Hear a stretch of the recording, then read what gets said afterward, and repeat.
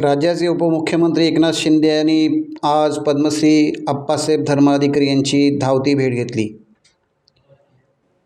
त्यांनी या सदिच्छा भेटीमध्ये धर्माधिकारी कुटुंबियांशी मनमोकळा संवाद साधला, विविध विषयांवर हितगुज केली, त्यांचे आशीर्वाद घेतले। उपमुख्यमंत्री शिंदे आणि आप्पासाहेब धर्माधिकारी यांच्यात तब्बल 4 तास सविस्तर चर्चा झाली।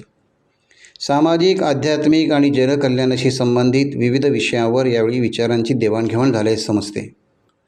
भेटीच्या शेवटी उपमुख्यमंत्री एकनाथ शिंदे यांनी आप्पासाहेब धर्माधिकारी यांचे आशीर्वाद घेत समाधान आणि उत्साहाच्या वातावरणात निरोप घेतला।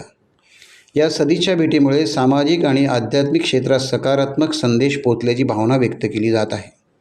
यावेळी मंत्री भरत गोगावले, आमदार महेंद्र दळवी, अलिबाग, मुरुड रोहा विधानसभा संघटिका तनुजा मोरे आदींसह पदाधिकारी व कार्यकर्ते उपस्थित होते।